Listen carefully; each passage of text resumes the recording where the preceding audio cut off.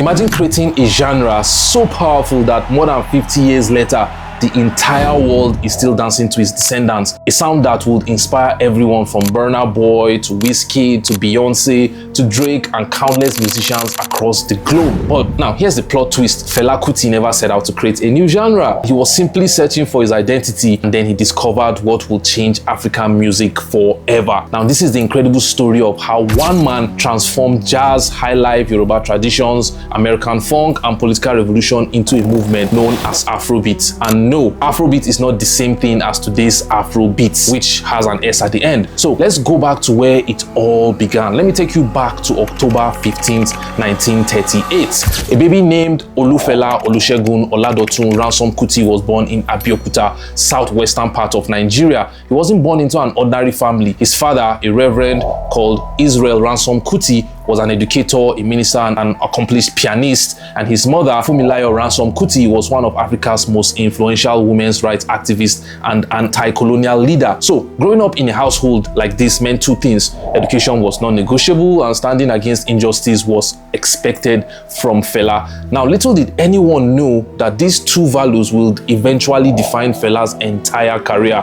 Although music surrounded him from childhood, politics surrounded him just as much. His mother constantly challenged British colonial authorities. His father filled the house with classical music, and young Fela absorbed both. One day, they would initially just make everything collide, and he would become the legend that we know today.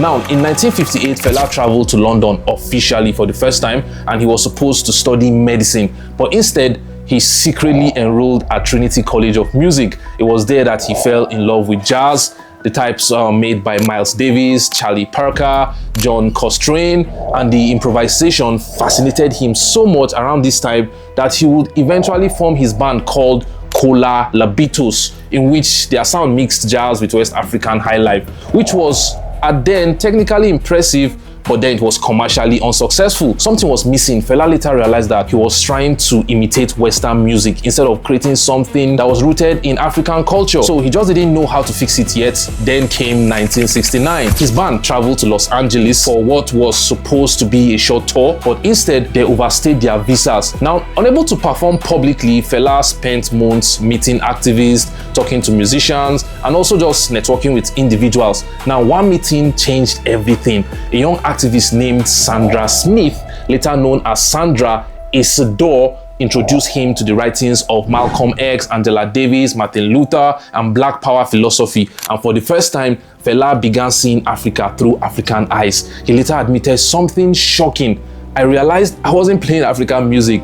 That realization became the turning point, and his music will never sound the same again. Neither would his message, and everything he did back in Lagos remain the same. Now, Fela started experimenting. He took the swinging horns of jazz, added the hypnotic grooves of Yoruba percussion, mixed in Nigerian high life, and injected raw energy of James Brown's funk, which was top at that time, and then stretched songs beyond 20 minutes, unlike Western pop songs.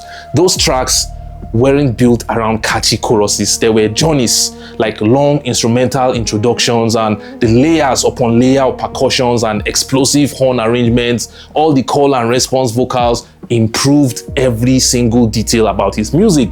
Now, the saxophone solos and everything he added together, just like one giant musical machine, made it a very amazing song. Everybody was just happy at this entire new genre pattern, and his style blended jazz and independence. And Fela himself famously admitted that without Tony Allen, there will be no Afrobeat, which many historians now credit that pair, not Fela alone, with creating this genre. Now, many people assume the name simply means African beats. Not exactly. Fela deliberately called it Afrobeat, singular. He wanted to separate his music from American soul while emphasizing its African identity. Now, the name represented much more than rhythm.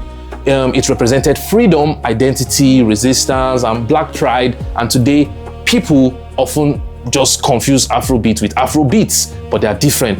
Afrobeat is Fela's original genre, which has live instrument, there's jazz improvisation, there's extended arrangements and political lyrics, but Afrobeat with an S emerged decades later as a broader West African pop sound influenced by Afrobeat with hip-hop, dancehall, R&B, and just a lot more. Then, something remarkable happened.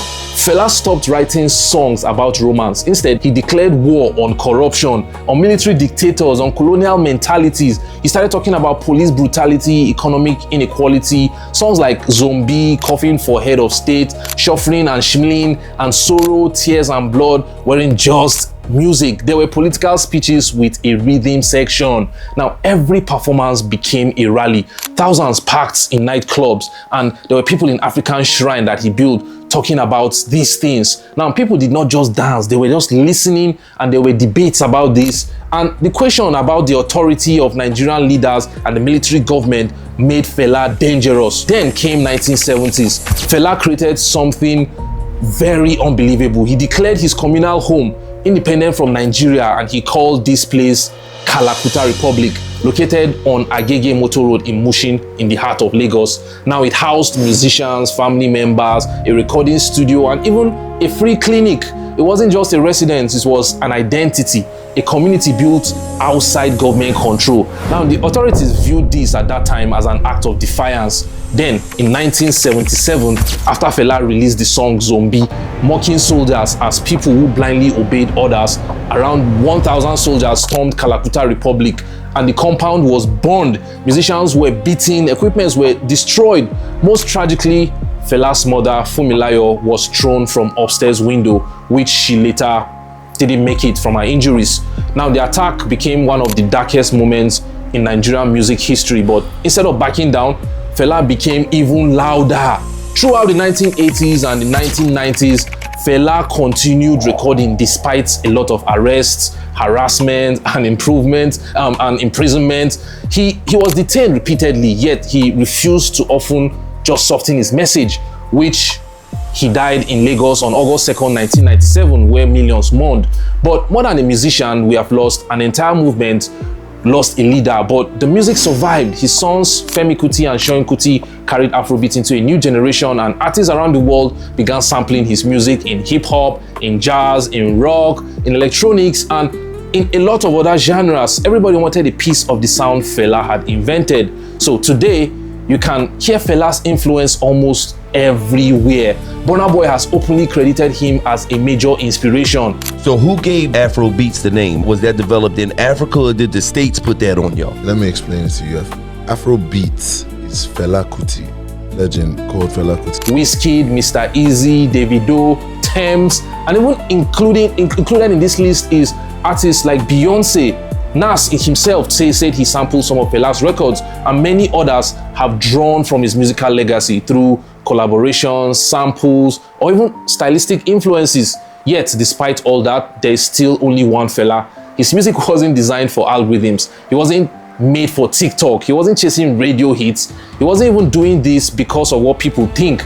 He made this because this was a genre to him, and he created a philosophy that we all follow. Now, he proved African music did not need to imitate the West. It could stand proudly on its own, and by doing so, he unknowingly laid the foundation for one of the biggest global music movements of the 21st century. Without Afrobeat, there may have never been anything that would have surpassed the global hit from Nigeria that's been trending for a while, and we see now that the journey has just even started, because there are a lot of places Afrobeat have gotten into, in boardrooms, in record label meetings. But now, this is all due to one fearless musician who refused to back down. If you enjoyed this story, make sure you follow, you subscribe, and drop in the comments which of Fela's songs changed your life forever. Rest in peace, great Fela. We will forever cherish your legacy.